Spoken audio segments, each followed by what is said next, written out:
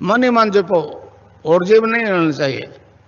Cling Krishna cling cling Krishna cling cling Krishna cling cling Krishna cling cling Krishna cling cling Krishna cling cling Krishna cling cling Krishna cling cling Krishna cling. अच्छा, अब ध्यान करो भाई 15 minute. यहां मुझे देखो और नाम जब चालू रखो।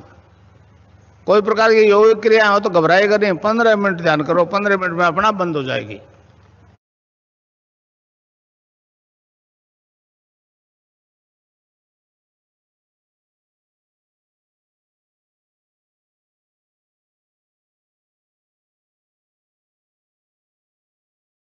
कमल जी, गुरु भाई से आग्रह करूंगा कि आज के इस अनुभव शेयरिंग के मंच को संभाले। सबको बहुत बहुत जय गुरुदेव।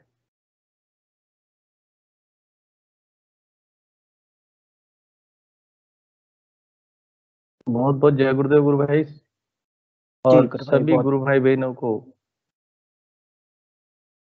जो सेशन में नियमित ध्यान कर रहे हैं और इस मिशन से जुड़े हुए हैं, सभी को मैं बहुत बहुत जय गुरुदेव करता हूँ। अध्यात्म विज्ञान सत्संग केंद्र जोधपुर के सानिध्य में और गुरुदेव के आशीर्वाद से चलने वाले इस कार्यक्रम में हम नियमित रूप से यहाँ पर MS टीम, माइक्रोसॉफ्ट टीम पर ये जो कार्यक्रम आयोजित होता है, एक्सपीरियंस शेयरिंग एंड मेडिटेशन, जो है नियमित रूप से चल रहा है और लगभग वर्ष भर पूरा होने को है।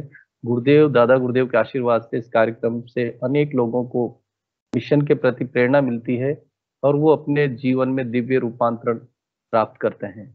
अपने दैनिक जीवन के कार्यकलाप करते हुए, अपने नियमित रूप से ध्यान साधना करते हुए और अपना जो जीवन का मुख्य लक्ष्य है, जिसको कि मोक्ष कहा गया है, उस मार्ग पर गुरुदेव ने उस मार्ग को प्रशस्त किया है और उन्हीं की प्रेरणा से हम ये कार्यक्रम आयोजित करते हैं, जिसमें किसी का व्यक्तिगत कोई यहाँ पर लाभ या हित नहीं है और ये पूर्णतः निःशुल्क है। किसी भी जाति धर्म का कोई बंधन नहीं है। स्त्री पुरुष कोई भी इसको निश्चित रूप से कर सकता है, कोई बाउंडेशन यहाँ पर नहीं है, क्योंकि ये मानव कल्याण का मार्ग है। गुरुदेव ने स्वयं कहा है कि जब तक प्रत्येक व्यक्ति की मातृशक्ति कुंडलिनी जागृत नहीं होगी, तब तक इस धरा पर एक शांति स्थापित होना मुश्किल है, नामुमकिन है। यानी प्रत्येक जीव मात्र, प्रत्येक मनुष्य के भीतर वो चित्त शक्ति जब जागृत होती है, गुरुदेव के फोटो से ध्यान करते हैं और मात्र शक्ति जागृत होकर के बहुत सारे बंद प्राणायाम, मुद्राएं आदि करवाती है, जिससे व्यक्ति के त्रिविध ताप शांत होते हैं। और जब तीनों ताप शांत होते हैं तो वो व्यक्ति त्रिगुणातीत तक गुरुदेव उसको ले जाते हैं। तो इन्हीं के निमित्त हम यहाँ पर गुरुदेव के स्पीच सुनते हैं, ध्यान करते हैं और अपने अनुभवों को शेयर करते हैं। मैं इस कार्यक्रम को परम पूज्य समर्थ सदगुरुदेव रामलाल जी सियाग और दादा गुरुदेव के श्री चरणों में रखते हुए शुभारंभ करता हूँ, कि प्रार्थना करता हूँ कि गुरुदेव इस कार्य को निमित्त हमें एक यंत्रवत बनाए रखें और उनका आशीर्वाद हमें मिलता रहे। मैं चाहूंगा कि कोई भी गुरु भाई बहन अपने अनुभव यहाँ पर साझा करने के लिए अपना हैंड रेज करें, अपना माइक ऑन करें और कैमरा ऑन करें और अपनी बात यहाँ पर रखें।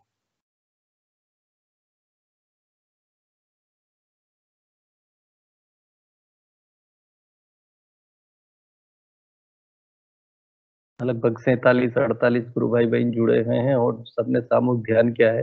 किसी भी गुरु भाई बहन की कोई जिज्ञासा हो, कोई प्रश्न हो या किसी तरह के कोई यहाँ पर अपने अनुभूति साझा करना चाहे, दिव्य अनुभव गुरुदेव के ध्यान के दौरान होते हैं, तो यहाँ पर मंच पर रखें और मुखर होकर करके रखें। गुरुदेव ने स्वयं कहा है कि जब मातृ शक्ति कुंडलिनी जागेगी तो तुम्हें क्या संसार को पता चलेगा। संसार में इस बात का एहसास होगा कि मातृ शक्ति कुंडलिनी जागने के बाद किस तरह से व्यक्ति में रूपांतरण होता है, किस तरह से असाध्य रोग मिटते हैं, किस तरह से उसमें सात्विकता आती है, यानी तामसिकता से राजसिकता और राजसिकता से सात्विकता की ओर व्यक्ति उन्मुख होता है। तो मैं चाहता हूं, मैं आग्रह करूंगा कि कोई भी गुरु भाई बहन अपना कैमरा ऑन करें और या कोई अपडेट्स हो कार्यक्रम से संबंधित तो वो भी गुरु भाई साझा कर सकते हैं यहाँ पर।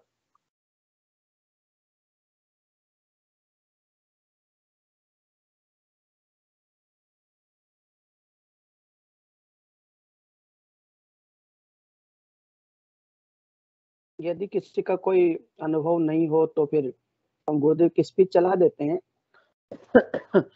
जी जी गुरु भाई। कोई भी अपने विषय यहाँ पर रख सकते हैं, नहीं तो फिर गुरुदेव की स्पीच सुनते हैं, गुरुदेव की कुछ इंटरव्यूज है उनको सुनते हैं। जी जी जी जी गुरु भाई, चला दो गुरु भाई। हाँ बिल्कुल, देख शुरू लीजिए। करो। गुरुदेव की स्पीच, गुरुदेव की वाणी में जो भी दर्शन की जानकारी गुरुदेव देते हैं, जो भी मार्गदर्शन करते हैं, उसको यहाँ पर प्लेटफॉर्म पे रख सकते हैं।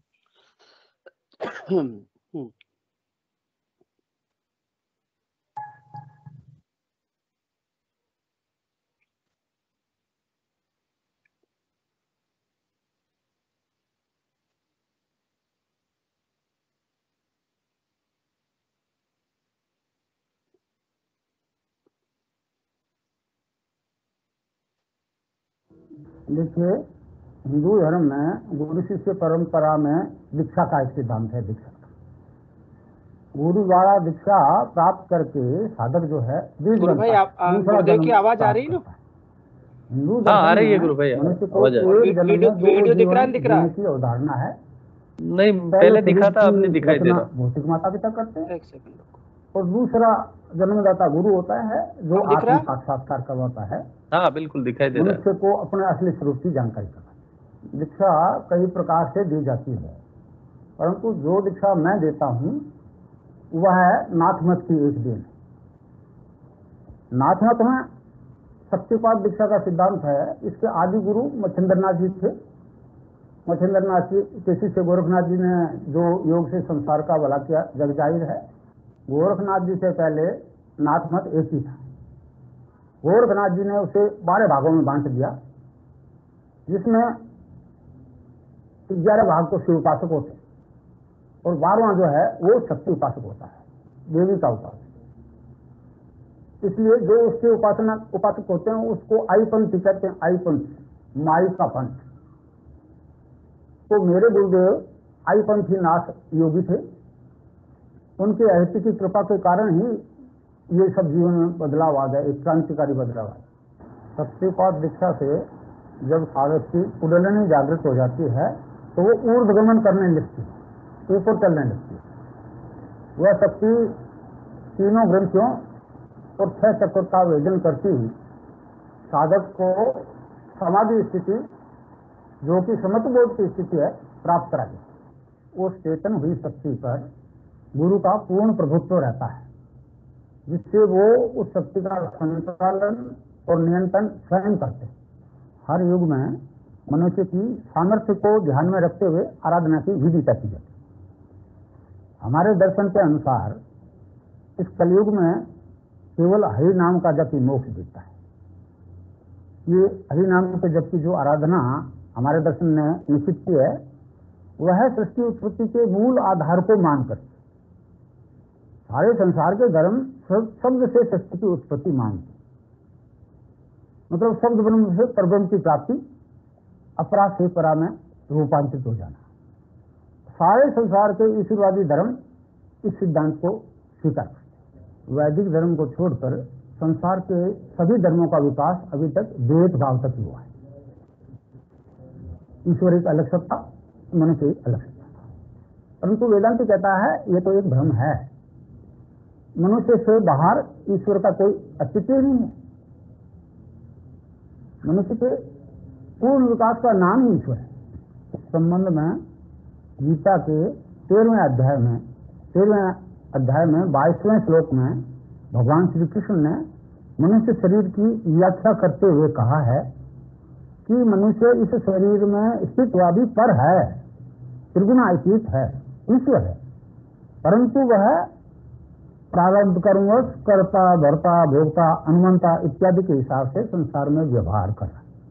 और अंत में फिर कहा है कि सच्चाई यह है कि वो परमात्मा है। तो इससे ये बात बिल्कुल स्पष्ट होती है कि मनुष्य योनि में अपने उस उच्चतम विकास को प्राप्त कर सकता है। वैदिक मनोविज्ञान के अनुसार मनुष्य शरीर की संरचना 7 प्रकार के तत्वों से होती है, जिनके अंदर आत्मा अंतर्निहित है। वे हैं अन्नमय कोश, प्राणमय कोश, मनोमय कोश, विज्ञानमय कोश, फिर आनंदमय कोश, चित्तमय कोश और सतमय कोश। मानवता में जब ये सातों कोष चेतन हो जाएंगे तो मनुष्य अपने असली स्वरूप में बदल जाएगा, अर्थात दिव्य रूप में रूपांतरित हो जाएगा। अगर वैदिक दर्शन का ये सिद्धांत सही नहीं है तो बाइबल में यशायाह 41 के 23वें पैरा में जी आर गॉड्स का प्रयोग क्यों किया है? जी आर गॉड्स, जबकि ईश्वर तो एक ही है। मनुष्यता में अब तक प्रथम 4 कोष ही चेतन हुए, पूर्ण रूप से अन्न, प्राण, मन और विज्ञान। जब ये 4 कोष सातों में से चेतन हो सकते हैं तो बाकी 3 कोषों के चेतन करने का कोई तरीका निश्चित रूप से होगा। तो उन्हीं बाकी तीनों कोषों को, सत प्लस चित्त प्लस आनंद, सचिदानंद को चेतन करने का काम केवल वेदांती ही कर सकते। इस संबंध में महर्षि अरविंद की भविष्यवाणी है कि पश्चिम मानवता में जितना विकास कर सकता था कर चुका। अब मानवता में आगे जिस विकास की जरूरत है वह संसार का कोई धर्म, कोई राष्ट्र नहीं कर सकता। इस काम को तो अनादिकाल से वेदांती ही करते आए और अब भी इस ज्ञान का दान संपूर्ण विश्व को वेदांती ही देंगे। शक्तिपात दीक्षा से जब साधक की कुंडलिनी जागृत हो जाती है तो वह साधक का शरीर, मन, प्राण, बुद्धि अपने स्वायत्त कर लेती है, अपने अधीन कर लेती है और वह शक्ति सभी प्रकार की योगिक क्रियाएं जैसे आसन, बंद, मुद्राएं, प्राणायाम इत्यादि सब अपने नियंत्रण में करवाती है, सीधा अपने अधीन करवाती है।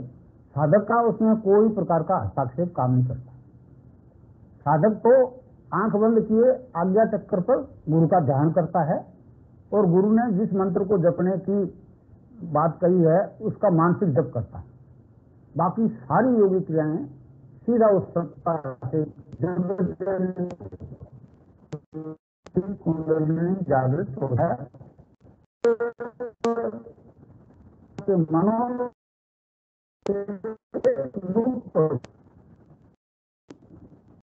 सभी प्रकार के नशों से भी पूर्ण मुक्ति पा।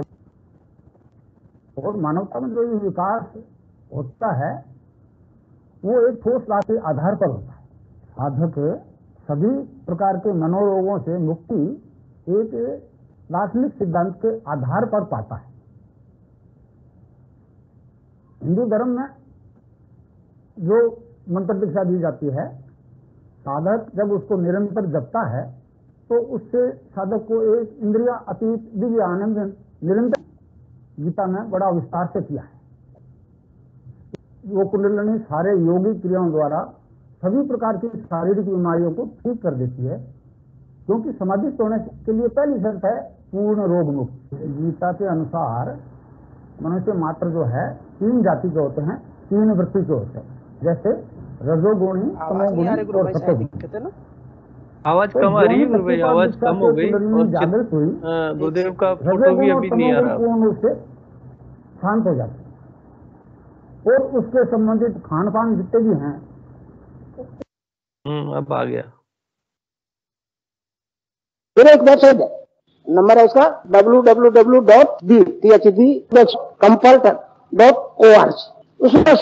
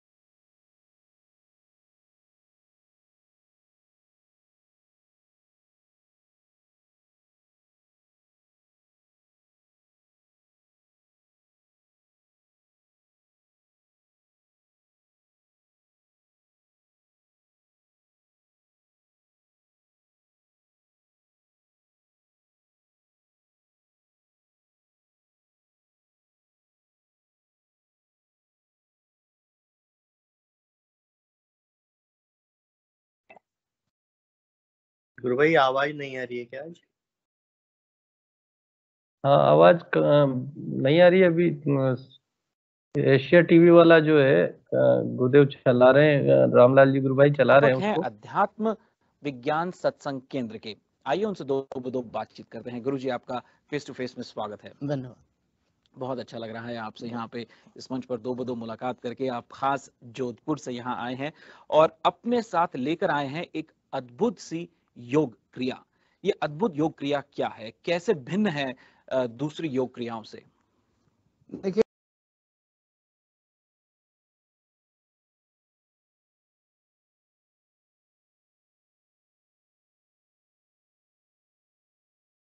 आवाज डिस्टर्ब हो गई गुरुभाई?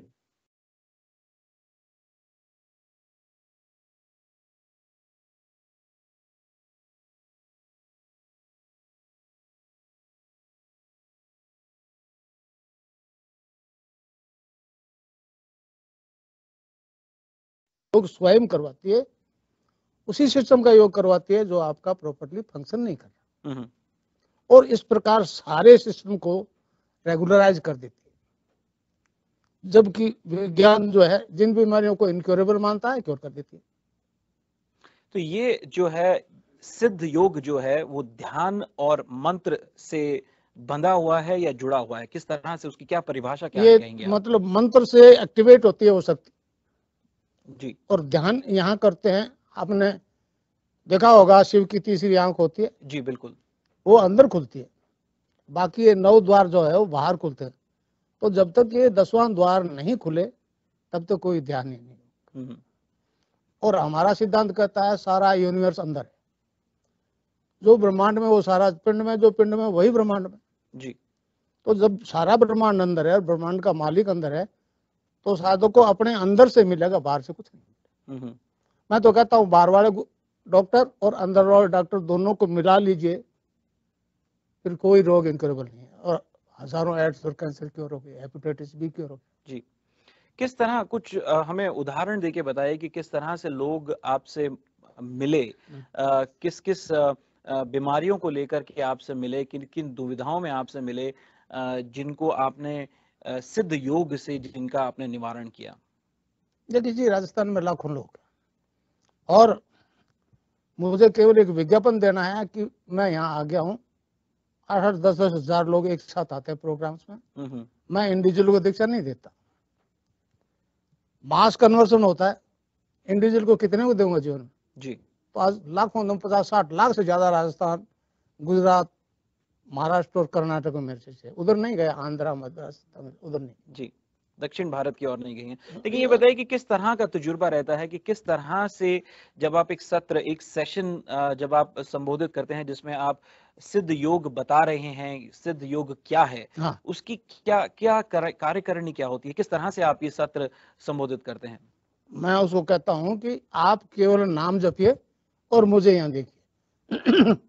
और उस मुझे यहाँ जब देखते हैं, जब मैं दिख जाता हूँ, तो फिर वो योग अपना आप शुरू हो जाता है। क्या नाम जपिए आप कहते हैं? आपने कहा कि राधा और कृष्ण के मंत्र की दीक्षा देता हूँ जी, और वो मंत्र मैं शुक्रवार को देता हूँ। अच्छा, सप्ताह का एक ही दिन तय है, बृहस्पतिवार का दिन है। क्योंकि मेरे गुरु, हमारे दर्शन में 2 गुरु हुए हैं, जी, बृहस्पति और शुक्राचार्य। तो गुरु का आदेश है कि केवल बृहस्पति के दिन दीक्षा देना, इसलिए मैं दे रहा हूँ। 16 साल से दे रहा हूँ, और लाखों लोग ठीक हो। बृहस्पतिवार जिसे लोग गुरुवार के रूप में भी जानते हैं, तो गुरु के दिए हुए आदेश है। मूल दीक्षा आप उन्हें देते हैं। मेरे गुरु जो है आईपंथी नाथ थे। गोरखनाथ जी तक तो एक ही मत था, गौरमत। गोरखनाथ ने 12 भागों में बांटा, 11 तो शिव उपासक है और 1 शक्ति उपासक है। तो मेरे गुरुदेव आईपंथी नाथ थे। वो 31 दिसंबर 83 को ब्रह्मलीन हो गए। हरियाणा में अस्तर बोर्ड में उनका हेडक्वार्टर। ये बताइए कि जब एक सेशन में आप, जब आप एक शिविर में हैं, आप उस शिविर में हजारों लोग बैठे हुए हैं या कुछ 100 लोग बैठे हुए हैं जिनको आप क्योर करने का प्रयास कर रहे हैं सिद्ध योग द्वारा, तो सभी के लिए क्या वो एक ही मंत्र होता है या सबके लिए अलग अलग मंत्र होते हैं? देखिए, ईश्वर एक है और मंत्र एक है। समझे ना? समझे? सभी के लिए कोई अलग मंत्र नहीं है, भगवान का नाम ही जपना होता है जी। और मैं नहीं कहता मैं क्योर करता हूँ, क्योर तो उसका अंदर वाला करता है, डॉक्टर जी। मैंने कभी नहीं कहा बागरवाड़े को छोड़ दो, हमेशा ये कहता हूँ बागरवाड़ा प्लस अंदरवाड़ा दोनों से दोस्ती कर लो, सब रोग ठीक हो जाएगा। मैं तो केवल उसका इंट्रोडक्शन करवाता हूँ अंदरवाड़ा से, दोस्ती तो उसको करनी पड़ती है, तो नाम तो उसका जपना पड़ता है, उसको नहीं जपेगा कुछ नहीं। हाँ, गुरु के प्रति समर्पित श्रद्धा। जी जी आपके वैष्णव का साइंस जो है वो तो मतलब वो दे देते हैं, वो थैंक्स दे देते हैं भाई कैश ठीक हो गया, लोगों को 10 लाख रुपया, फिर कोई मतलब नहीं, पार नहीं। जी गुरु तो जीवन भर, और गुरु है भैया तो वो तो ओमनी प्रेजेंट, और नहीं तो प्रोफेसर, नहीं तो फिर लूटो को नहीं। जी जी जी। पर ये बड़ी अद्भुत सी बात है कि आप एक मंत्र देते हैं सभी के लिए, बिल्कुल, और हर एक की अपनी अलग अलग पीड़ा है, और वो हर पीड़ा जो है उस मंत्र से, जिसकी जैसी पीड़ा है वो उस तरह से पूर्ण हो जाती है, वो ठीक हो जाती है, वो उस एक मंत्र से। ये कुछ चमत्कार सा लगता है, इस पर मैं चाहूंगा कुछ और रोशनी डालें आप। नहीं, ये चमत्कार नहीं है भैया, चमत्कार नहीं है, ये ज्ञान जो है इस देश की देन है, भारत की। जी आज तक सरफेस में नहीं था, अब आ गया। महर्षि अरविंद ने भविष्यवाणी किया है कि हमारे ऋषियों ने जो ज्ञान प्राप्त किया था वह पुनः लौट के आना है, हमें इसका दान पूरे संसार को करना है। स्वामी विवेकानंद ने कहा है कलयुग में दान ही धर्म है। फिर दान क्या है? तो सबसे पहले अध्यात्म ज्ञान का दान, फिर विद्या दान, और फिर प्राण दान। तो मैं इस देश में दान करने आया हूँ, डॉलर लेने नहीं आया। जी जी जी। लोग आते हैं डॉलर लेने, कमाते हैं, खूब धनी भी हैं, मैं जानता हूँ जिनके यहाँ मैं ठहरा हूँ, सिर्फ राजस्थान गुजरात के हैं, मगर मेरा ऑब्जेक्ट अमेरिका आना के ये नहीं। जी। गुरुदेव सियाग जी ने कहा कि वह दान रूपी ज्ञान बांटने यहाँ आए हैं, और इस पर हम उनसे और बातचीत करेंगे, लेकिन एक छोटे से ब्रेक के बाद।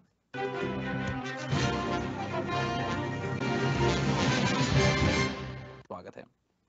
ये ब्रेक से पहले आपने बोला कि आप यहाँ आए हैं योग का ज्ञान बांटने के लिए, दान देने के लिए, आप लोगों को लूटने नहीं आए हैं। मैं चाहूंगा कि आप इस बात पर उल्लेख करें, इस बात को दर्शकों को बताएं कि योग का ध्यान से और मंत्रों से किस तरह का तालमेल है।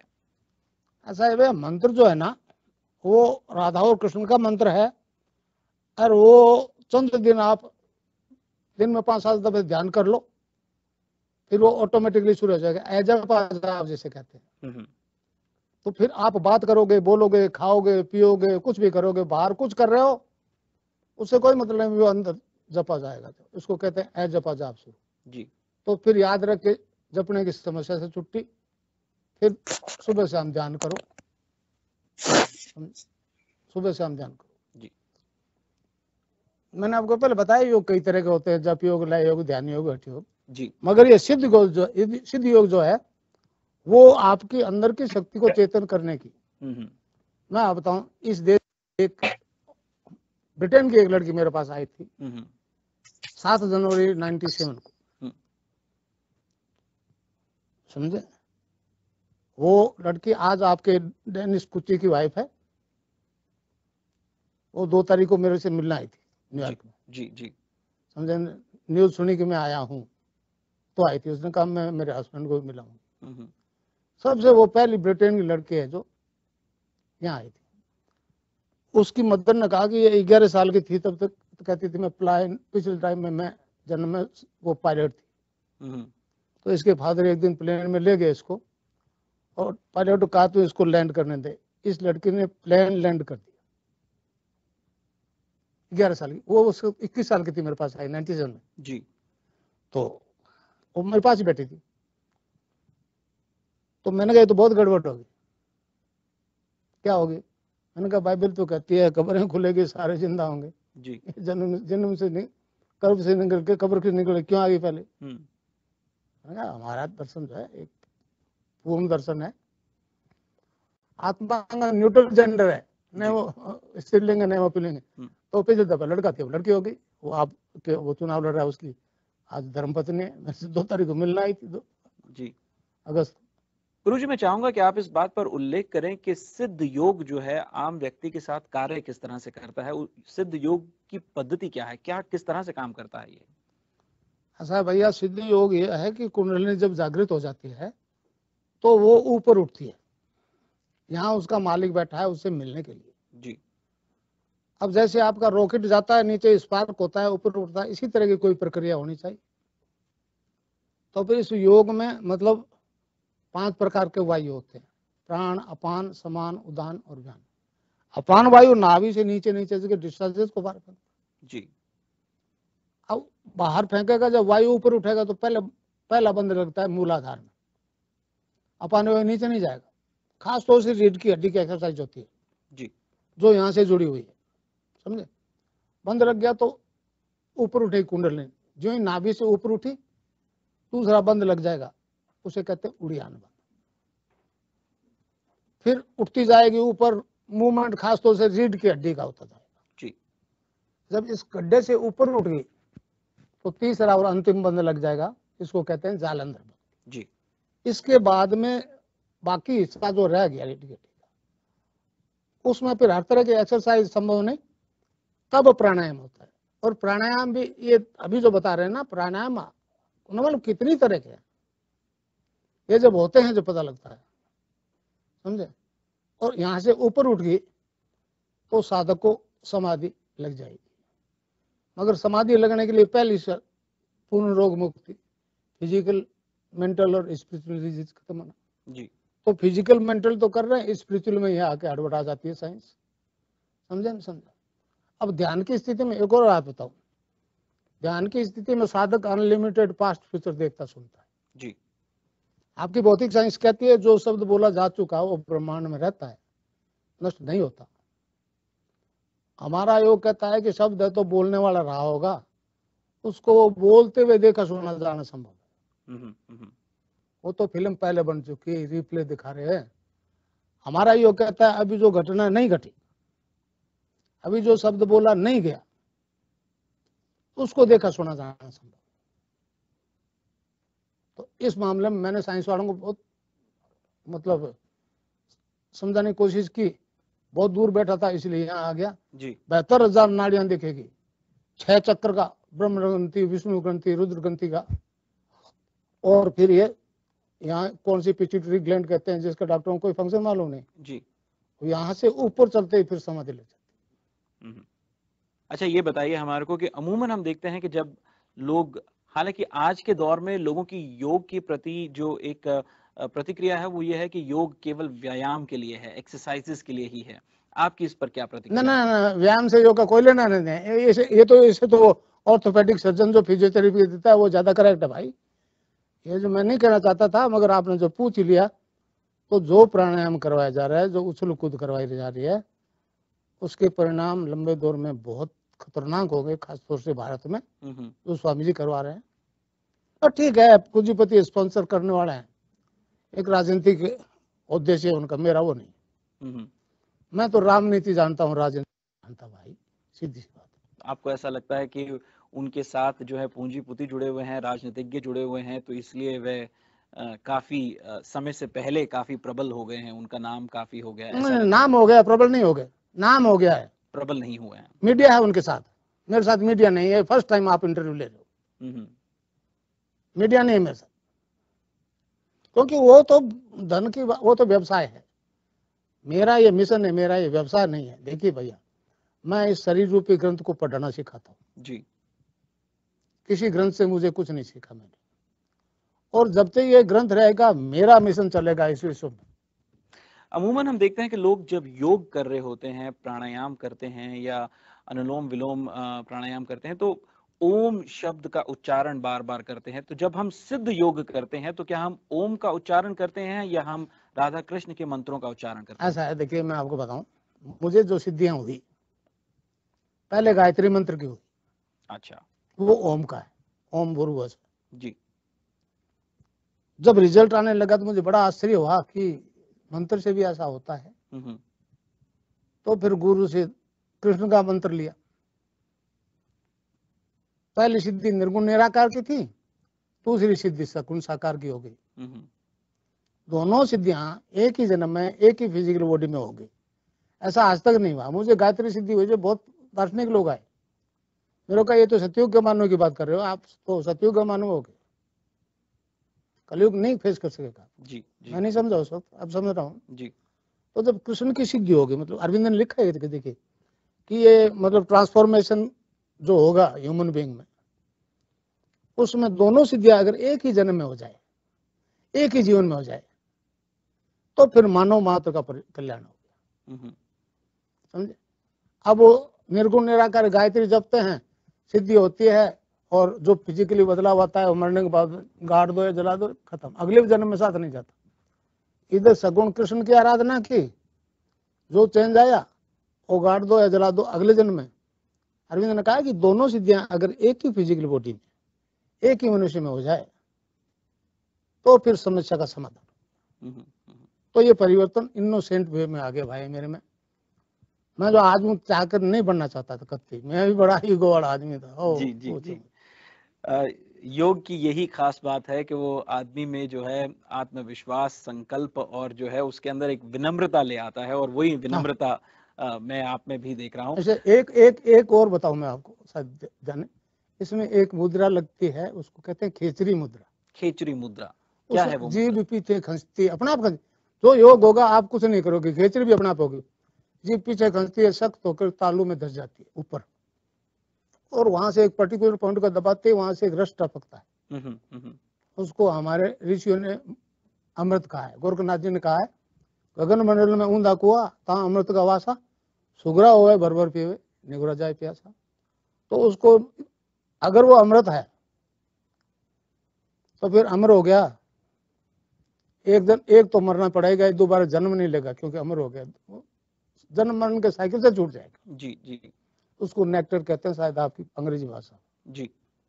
वो मेरे तो लाखों से खेचरी लग रही।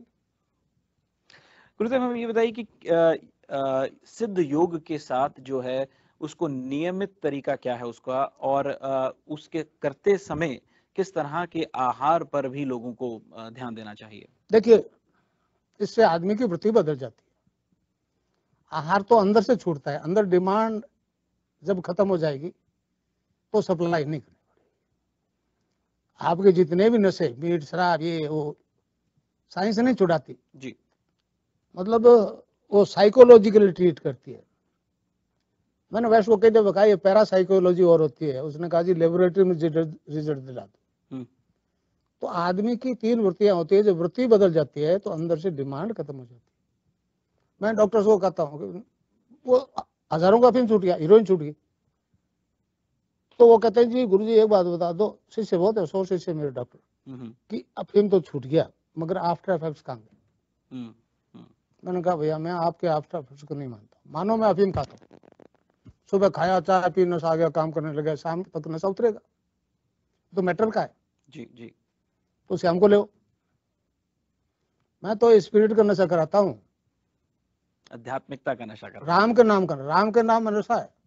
नानक देव जी महाराज ने कहा है, पांग दतुरा नानक है प्रभात, नाम कुमारी नान का शरीर है दिन रात।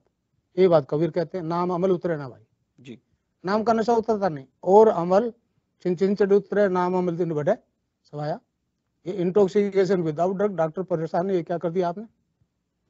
मैंने कहा जी डॉक्टर साहब मैं डिमांड खत्म करता हूँ, आपकी साइंस डिमांड नहीं खत्म करती। और अगर जो नशा कभी छूटेगा तो इस फिलॉसफी छूटेगा। बीकानेर स्टेट में प्रिंसिपल मेडिकल कॉलेज बीकानेर जी, डीपी पुनिया मेरे शिष्य है, उसके 3-4 असिस्टेंट मेरे शिष्य, उन्होंने साफ कहा है मेरे को कि गुरुजी कभी अगर जो मानवता में कैंसर खत्म होनी, थ्योरी आपकी होगी, कीमोथेरेपी दे के जला के मार देते हैं, 6 साल से ज्यादा जिंदा नहीं, बाद में शख्स जो है उसके बाद कीमोथेरेपी के बाद जो है। चलिए समय का अभाव है, आखिरी एक प्रश्न पूछ करके मैं बातचीत समेटना चाहूंगा कि आप पिछले 17 सालों से, आप संस्थापक हैं और पिछले 17 सालों से अध्यात्म विज्ञान सत्संग केंद्र से जुड़े हुए हैं, खुद 80 वर्ष की आयु के हैं। भगवान करे आप तंदुरुस्त रहें सदैव। ये बताइए कि आगे जीवन का लक्ष्य क्या है, क्या करना चाहते हैं, क्योंकि ये जो है, जो आपके पास सिद्ध योग है, ये एक दीक्षा है, अगर ये आप तक सीमित रह गई तो बात नहीं बनेगी। क्या करना चाहते हैं आगे? ऐसा है, महर्षि अरविंद का कहा है मनुष्य के बारे में, man is a transitional being, he is not final but he will be.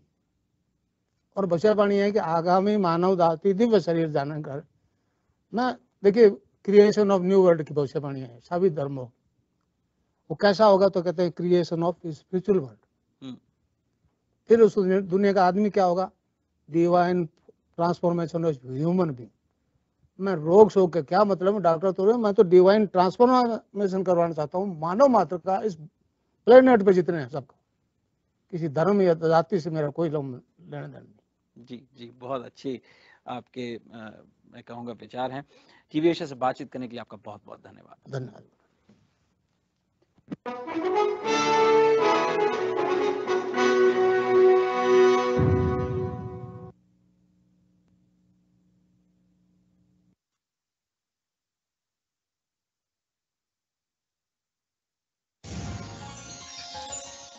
मैं पलाना गांव का रहने वाला हूँ। मैं जब 3.25 साल का था,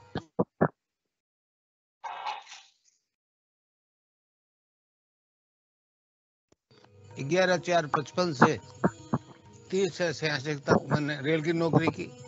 उसके बाद में एक बड़ा क्रांतिकारी परिवर्तन आ गया। मतलब अकारणीय मृत्यु से भय लगने लग गया। एक मेरे मित्र थे श्री राम दुबे, डॉक्टर ने कहा कोई रोग नहीं है। दुबे जी ने कहा कि आपको मार्केस की दशा है, मार्केस की दशा है। मैंने पूछा क्या होती है तो बताया, तो मैंने कहा दुबे जी ये तो सभी को आएगी, बचा जा सकता है। मैंने कैसे? कहने लगी जी महामृत्युंजय का जप करो। वो होना संभव नहीं था, मैंने इनकार कर दिया। फिर उन्होंने कहा कि गायत्री मंत्र से भी ये संभव है।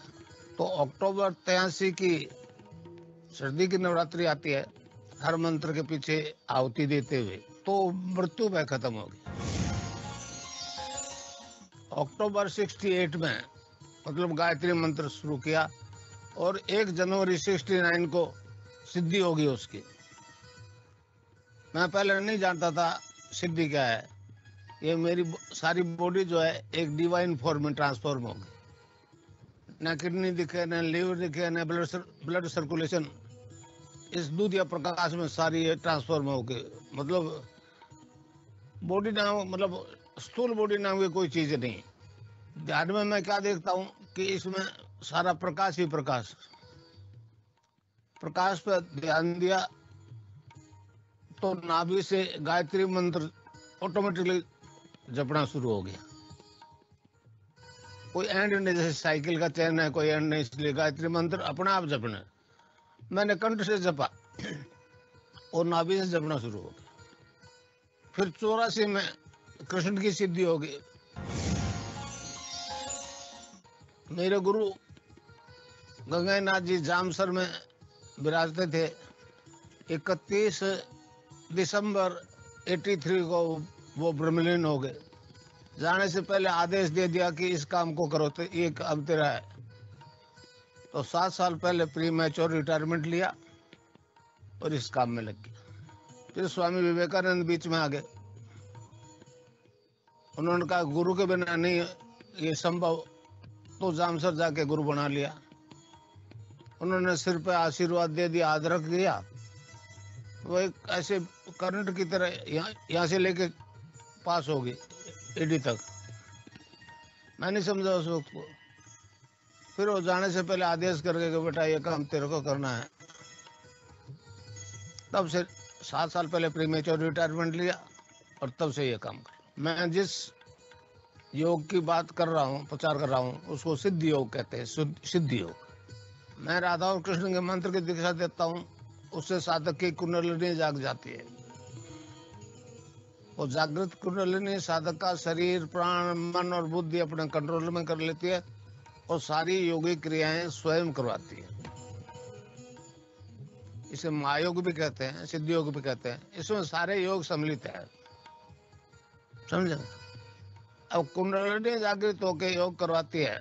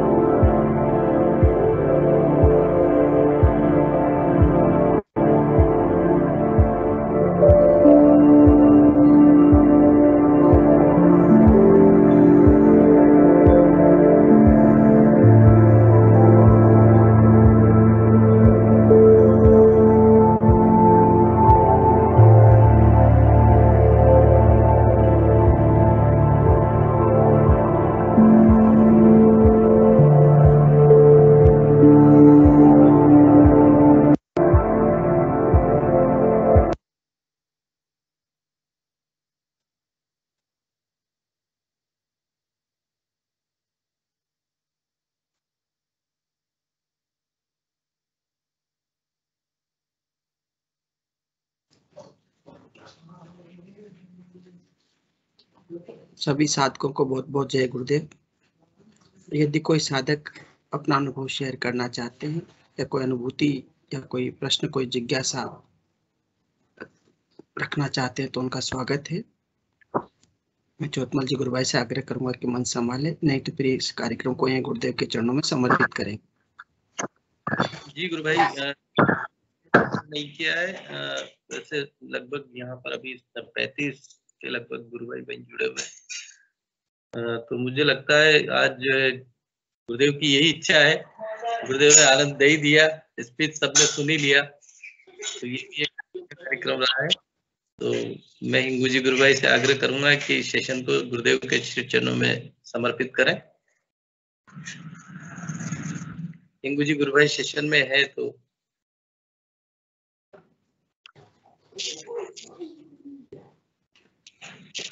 है क्या? हिंदू जी एक मिनट देखता हूँ। नहीं, आज हिंगू जी गुरुभाई नहीं दिख रहे। बात आप ही कर दो। चलिए, सभी गुरु भाई बहनों को बहुत बहुत जय गुरुदेव। गुरुदेव की दिव्य चेतना सभी में व्याप्त हो, जगत व्यापी हो, विश्वव्यापी हो, जगत का मंगल हो, जगत के कल्याण के लिए हो। सबको बहुत बहुत जय गुरुदेव। जय गुरुदेव। जय गुरुदेव। जय गुरुदेव।